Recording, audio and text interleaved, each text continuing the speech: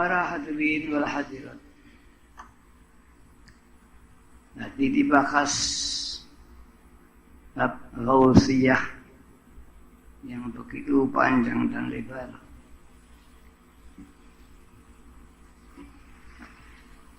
Ghausiyah secara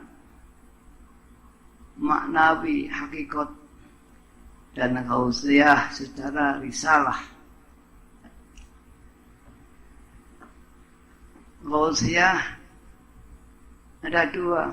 Ada yang hanya bertugas Tuhannya bidu'aihim, dia berdoa li muslihina bainan nas khususan fil iman, hingga yarfa'il iman hatta musyahadah ilallah subhanahu wa ta'ala. Sehingga banyak orang itu tidak mengenal bahwa orang itu adalah seorang ghaus. Bahkan hanya seperti tukang pandai besi, itulah al-atas. Jadi kalau ada para habaib al-atas, ini hanya tukang pandai besi. Dia justru buruh pada seorang juragan. Orang dandak nih, cara sekali ya cangkul, dia buruh. Lahiriahnya dia bukan orang terhormat, bukan seorang ulama yang sohibul karomah yang tampak. Karomahnya batinnya mendoakan umat masyarakat ya, diampuni dosanya dan diangkat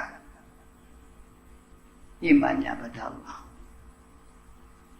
Tapi ini stabilisator alam, karena al-ghaus antara khamlu humumul khalaik. Al-ghaus ini bertanggung jawab tentang keadaan ekosistem dalam kehidupan dunia.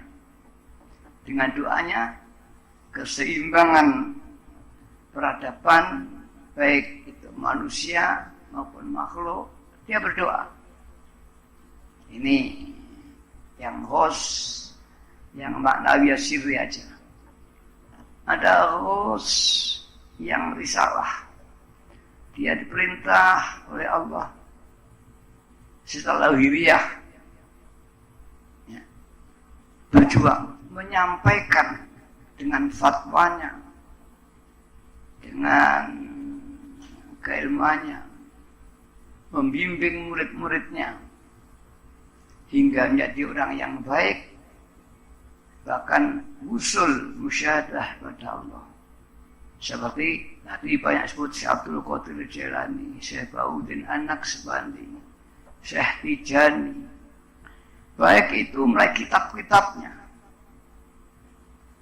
atau mulai bentuk hubungan guru murid langsung. Kalau kitab ini kadang-kadang salah dia murid yang membaca kitab ini tidak berhubungan dengan mu'alif atau musannaf kitab ini, tapi dia berguru karena ilmu yang ditulis oleh Sultan tadi dibaca oleh orang dan orang itu menerapkan. Ya, sadar atau tidak sadar orang itu berguru. Ada yang langsung membimbing, muasyarah, guru dan murid, bahkan bil baiat, dengan cara berbaiat. Seperti thariqah itu berbaiat, terbimbing langsung, bukan hanya bidu'a atau binazratil qalbi, tapi secara lahiriah dibimbing. Ini seperti Mbah Yai Abdul Majid Ma'ruf, mu'alif satu ini secara rohaniah irsyadul murid, semua muridnya dibimbing binazratil qalbi, dengan pandang pancaran hatinya. Tapi lahiriah juga mendidik, memberi fatwa, memimpin dalam mujadah, mengaji. Ini bos. Kalau yang sembunyi ya seperti nabi-nabi banyak. Bahkan nabi itu tidak dikenal kalau dia adalah nabi. Lalu umat sebelum setelahnya atau Tidak pernah dikenal, Rasulullah menyampaikan. Atau di Quran sebutkan banyak. Ini secara risalah. Wa imma secara hakikatul ghaus. Siapa ghaus yang hakikat sesungguhnya?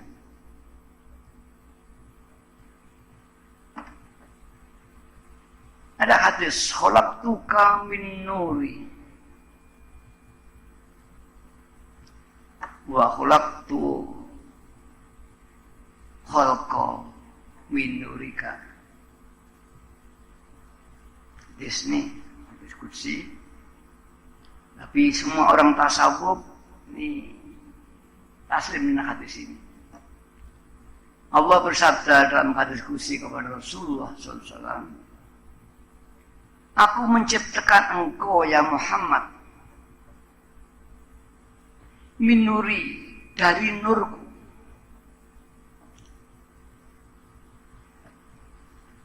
Dan aku menciptakan makhluk. Makhluk bukan hanya manusia. Min nurika, dari nurmu. Nurullah. Kemudian dari nur Allah itu menciptakan nur Muhammadin. Maksudnya khalaqtuka min nurika bi nuri Muhammadin. Nur Muhammad. Wa khalaqtu khalqa, dan aku menciptakan semua makhluk dari nur. Maka di sini ada hubungan yang tidak terpisahkan. Dan teori musyahadah khalaqallah ini tidak seperti seorang pembuat kue kemudian menciptakan kue terpisah dari penciptanya, tidak. Tapi antara pencipta dan menciptakan ini tidak bisa dipisahkan. Karena pencipta itu adalah aslu waruhahu. Asluhu waruhahu. Asal semua makhluk min nurillah, dari nurnya Allah. Aslu semua makhluk min nuri Muhammadin. Dan ini tidak bisa dipisahkan. Mbah Yai atau para ahli sufi menyebutkan makhluk dengan Allah itu seperti air samudra dengan ombaknya. Kalau ada yang lain seperti angin dengan udara, bahwa angin itu terjadi dari udara yang mengalir, maka udara dan angin itu tidak bisa dipisahkan. Atau ombak samudera dengan air samudera, tidak bisa dipisahkan. Begitulah bahwa pada musyahadah tingkat ahadiyah, kalau orang Jawa mungkin menyebut tingkat manunggal, hakikat makhluk itu la maujud. Al maujud Allah subhanahu wa ta'ala. Kalau Allah menciptakan Nur Muhammad dari nurnya, bukan seperti kita memasak ya sayur, mengambil dari sayur, diambil dipindahkan, tidak. Ya, tidak begitu. Seperti udara, angin, bukan kemudian menciptakan angin, udaranya hilang, tidak. Itu merupakan kesatuan yang tidak dipisahkan.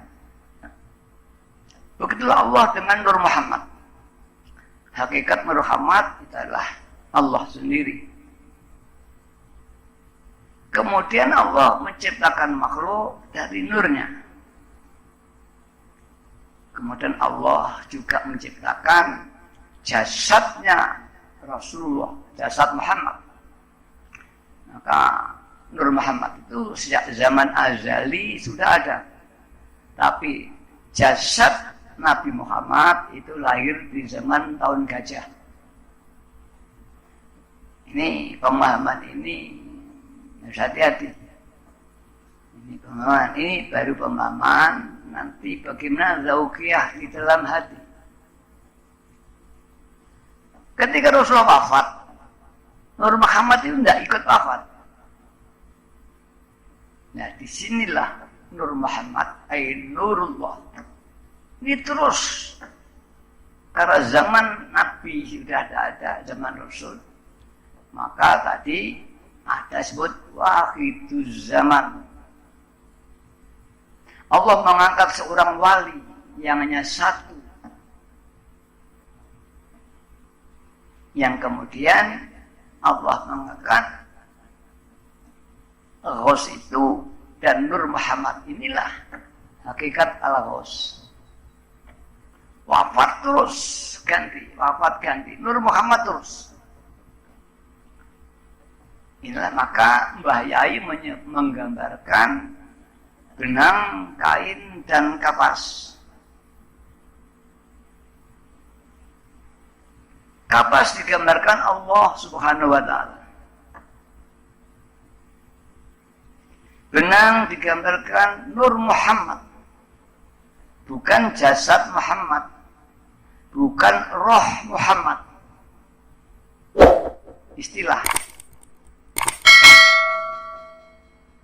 Kemudian kain digambarkan al-Ghaus, hakikatul Ghaus. Kain. Kain tadi antara kain dan benang itu tidak bisa dipisahkan. Benang dan kapas tidak bisa dipisahkan. Baru dari kain inilah tercipta semua bentuk pakaian-pakaian. Apa ini jubah saya, sorban, itu tercipta dari kain. Maka makhluk itu tidak bisa dipisahkan. Itulah hubungan mengapa Al-Ghaus. Tapi zaman masih di alam risalah. Diterangkan Ki Sukir di alam risalah. Seolah Ghaus itu sosok manusia yang kemudian membimbing murid-muridnya. Ini sosok risalah. Kalau ini sudah sosok hakikoh. Itu adanya di alam zauqiyah. Kalau alam risalah bisa, itu Syekh Abdul Qadir Jilani mengajar, itu melempar sepatu, itu berdoa, itu alam risalah, utusan sebagai duta syariah, tapi dalam hakikat tidak ada. Ini maka hakikatnya alam itu al-Ghaus. Kemudian ketika kita bicara alam risalah muncul. Jadi di antaranya karomah-karomah al-Ghaus. Antara lain yang syarat mutlak. Qalbuhu yatufullah daiman. Hatinya tawaf di hadronya Allah daiman. Daiman itu lebih tegas, melebihi kata istiqomah. Istiqomah itu sudah termasuk daim, tapi lebih ekstrem kalau disebut daiman, langgeng. Maka di sana qalbu yatufo istiqomatan tidak. Daiman hatinya istiqomah, daiman, selamanya. Sirruhu yasirru fil alam kama yasirruhu fil jasad. Jiwanya ini memenuhi jagat alam raya seperti roh dalam tubuh. Semua dimasuki roh. Kalma fisajar seperti air di dalam tumbuh-tumbuhan. Semua sel yang terkecil pun mengandung air. Begitu alam ini. Semua alam ini akhirnya nur ghausiyah. Dan nur ghausiyah ini hakikatnya nur Muhammad. Dan nur Muhammad ini hakikatnya nurullah. Ini kalau kita bahas zauqiyah tingkat jam'u.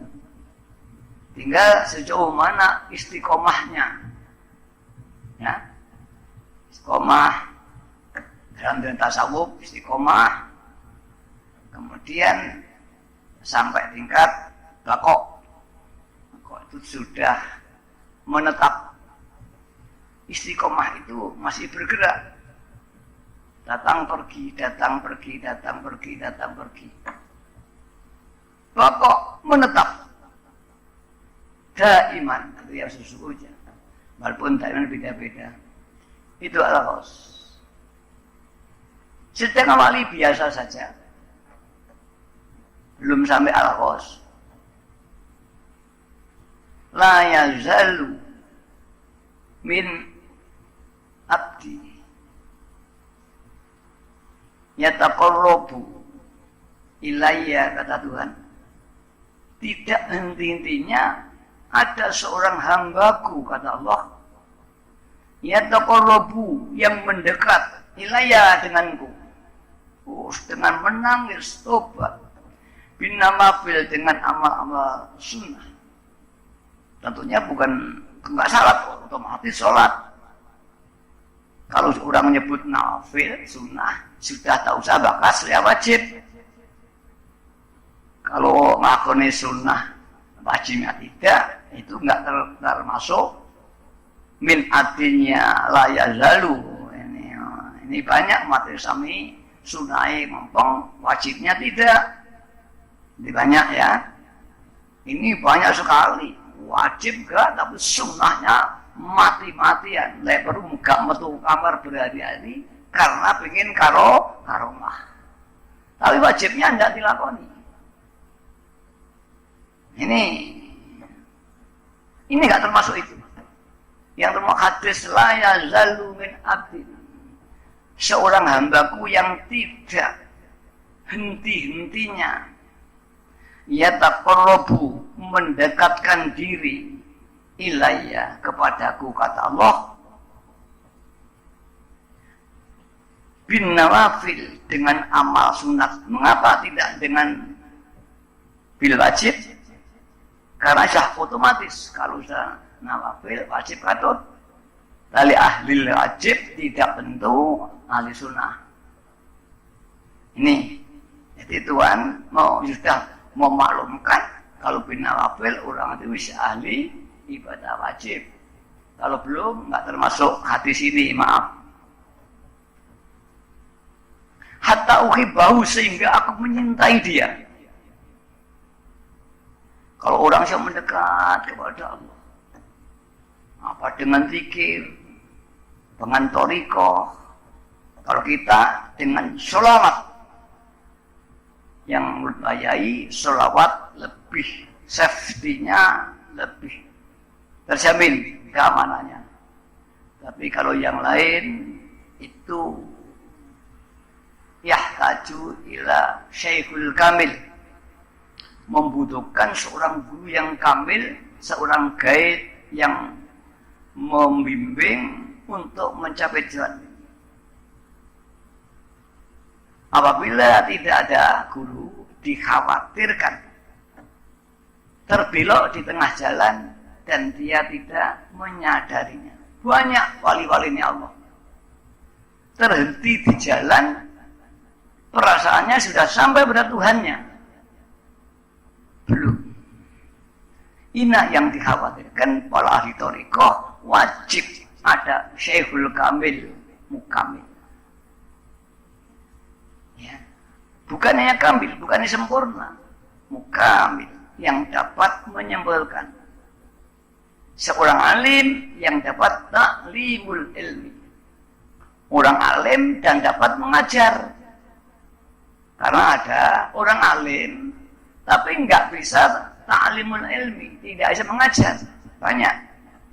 Tapi kalau orang bisa mengajar, pasti alim. Nggak bisa Pak Guru kalau nggak alim nggak bisa mengajar. Tapi orang alim belum tentu mampu ta'limul ilmi, mengajar. Begitu al-kamil. Ada orang yang kamil, tapi bukan mukamil. Tidak mampu menyempurnakan orang lain atau muridnya hatta ya liqa ar-rabbi, bertemu dengan Tuhannya. Al-Fatihah. Ya ayyuhal salam alaika rabbini bi'iznillah Manzur ilayya sayyid Muslat bil-hadratil Ya Sayyidi Ya Ayyuh Ya Sayyidi Ya Ayyuh Ya Sayyidi Ya Ayyuh Al-Fatihah. Mari kita bahas Raus. Qalbul arif hadratullah. Hatinya semua arif itu hatinya Allah. Faman taqarraba ilaihi bil qurbil mulaim. Barang siapa mendekat dengan pendekatan yang sesuai dengan jabatan dia, futihat lahu abwabul hadrah. Dia akan terbuka hatinya pintu-pintu hadrahnya Allah. Tapi kalau enggak bil mulaim, ya mahjubun, terhalang dia. Karena mari kita bahas Ghausiyah malam hari ini. Jangan kata yang tidak mau alim pada Ghausiyah, bukan pada fulan wa fulan. Sekali lagi bukan pada fulan wa fulan. Fulanun wa fulanin, jangan. Tapi Ghausiyah, Ghausiyah itu jabatan rohani. Seperti Muhammadun basyarullah kal basyari. Muhammad itu manusia biasa, sama dengan sahabat yang lain, makan, minum, tidur. Bal huwa kal yakuti bainal hajari. Tapi dia tidak sebagai manusia biasa, sebagai permata yakut di antara batu-batu kali. Kita bahas Ghausiyah, bukan fulan, bukan bahas syakson, perorangan. Karena itu mari kita adab yang mudah-mudahan termasuk diri saya. Saya tidak sadar membuka Sirul Ghaus. Mudah-mudahan ini hidayahnya Allah dan diridhoi. Hingga sampean bisa menerima apa yang sampaikan, bukan akal sampean, hati. Seperti peristiwa Syekh Junaid mendengar keterangan al-mahabbah ilallah awalan di umri 15 tahun.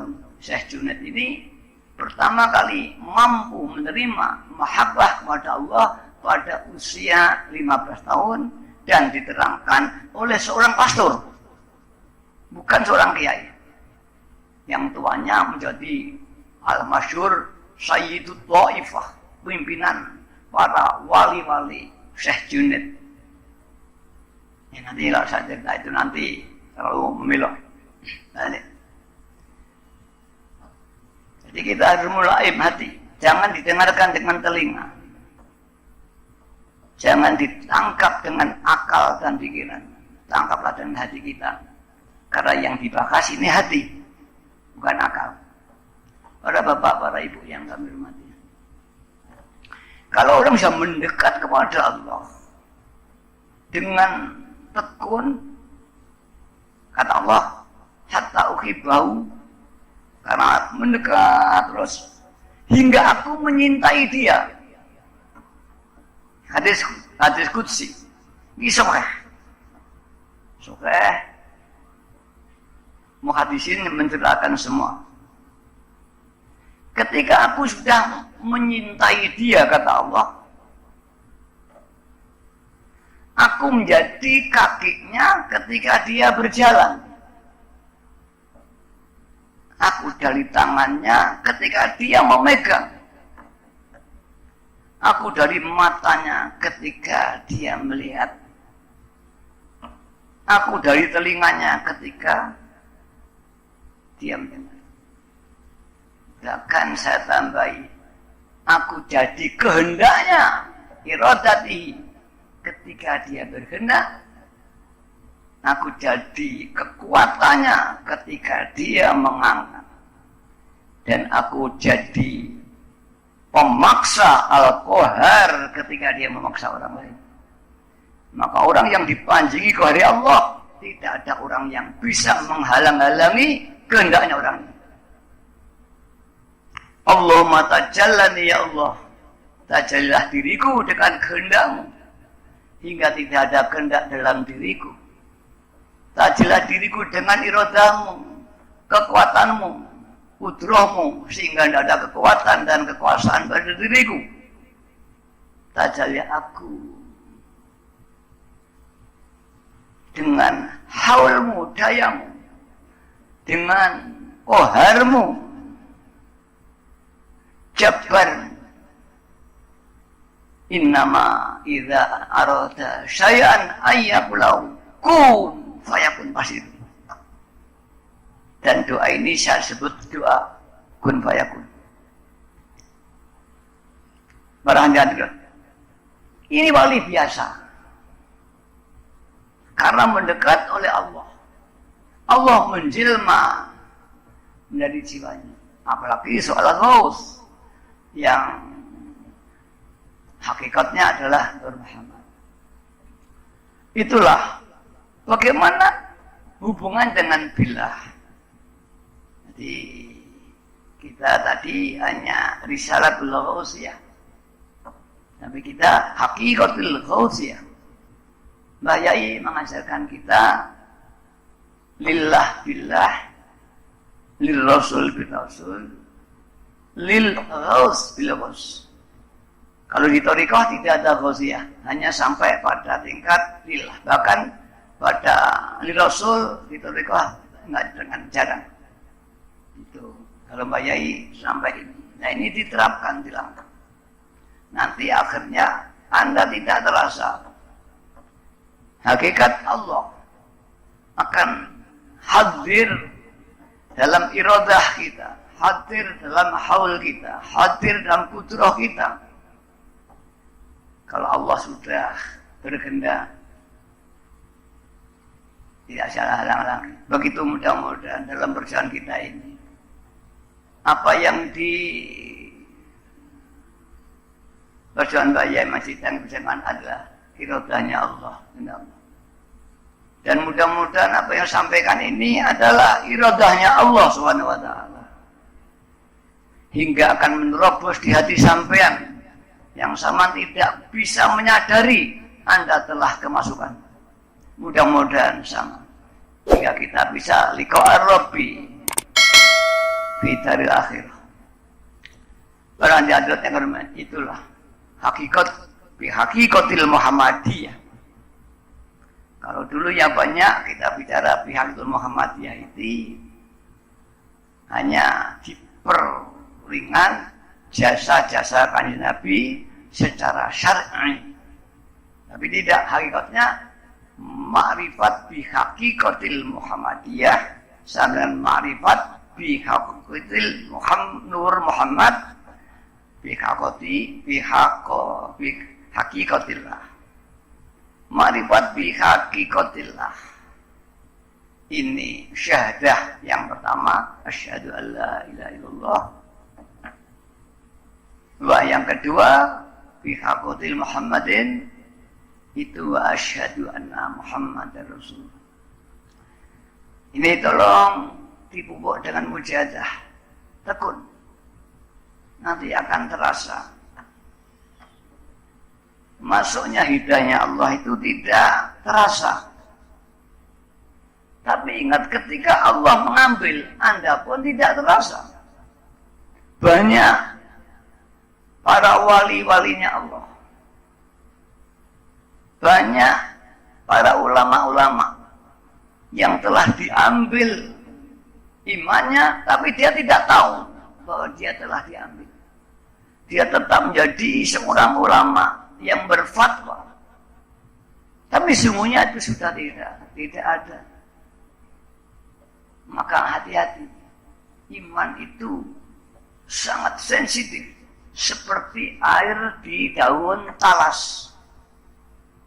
Sangat dinamis dan sensitif. Mudah tumpah. Iman kita mudah loncat dari kita ini. Kita tidak terasa telah pergi. Tapi apabila kita sudah dapat hidayah Allah, bakok, dia menetap. Dan halan walaukon, rasa dan seketika begitu melihat, begitu bila seketika halan laukon. Para hadirin yang hormati, kita pengaruh itu ya. Mari ini kita lebih dalam, tapi ingat tidak bisa. Kita harus mujahadah, terus meningkat. Kemudian tadi disinggung, saya ingat lagi. Kun ma'allah. Engkau hendaknya bersama Allah. Tingkat kebersamaannya indal arifin mencapai lillah dan billah. Kalau indal am ini tingkat ihsan yal awal. Ihsan awal niki babut ka'anna qatarohu ini awal. Ini yang a'la. Ini makom muraqabah dalam dunia tasawuf. Wa ilam takun, turun sedikit. Fakun fa innahu yaraka. Hendaknya kau merasa dilihat Allah. Ini lebih rendah. Ma'allah ini paling rendah ihsan. Di bawahnya lagi tidak ada. Hanya iman kita aja. Seperti iman kita, iman am. Maka iman kita belum mampu membentengi kita dari maksiat. Kita dalam keadaan iman tetap maksiat. Tapi kalau sudah tidak. Karena orang ini kalau sudah tanpa sadar dekat Allah, tidak ada lagi. Dia seperti kita, kalau kecil dulu, kita ada film, ya nggak lihat. Makin tua, ada rame-rame, ya kita tidak ingin melihat. Rasa ingin kita hilang. Anak kita kecil, main game, terus HP-an di warung. Tapi kalau kita sudah tidak ingin. Maka tapi saya itu, maaf, saya itu tidak pernah. HP juga nggak bisa, nggak tertarik saya belajar itu. Maka saya itu bodoh ya dalam teknologi. Saya itu nggak bisa. Saya itu ngisi saya, WA aja saya nggak bisa. Diwarai lali lagi, diwarai lali lagi. Saya nggak bisa. Memang nggak ada keterlaian saya itu. Ya, saya minta maaf pada istri saya. Dia setia mendampingi saya. Sampai jengkel, diwarai bang agak iso-iso aja gitu. Dan memang gimana? Hati tidak tertarik. Ya entah. Saya itu hanya senang dolanan tasbih. Ini aja. Nama saya di mana aja dolanan tasbih. Di warung di mana aja dolanan tasbih. Ya entah orang menyebut overacting. Ya masih itu. Aduh saya tidak butuh. Karena saya menjadi diri saya sendiri. Saya tidak ingin jadi orang lain. Dan saya anggap orang lain tidak ada. Saya di mall di mana saya pakai. Ya, itu. Berada-ada yang mati. Itulah perkembangan jiwa anak. Begitu perkembangan jiwa salikin. Anak itu umur sekian. Senangnya begini. Anak ini umur sekian. Senangnya begini. Anak itu sekian. Salik, orang yang menuju pada Allah. Ini ada tahapan-tahapan. Oh, dia senang ini. Senang ilmiah, bahas, terus senang bahas. Diskusi tentang teologi. Nikmat semalam-malam. Nanti saya lihat lagi, sudah tidak suka membahas teologi. Ganti aroma, pengen ampuh, pengen mandi, pengen itu, wih aja. Nanti satu saat, gak butuh itu.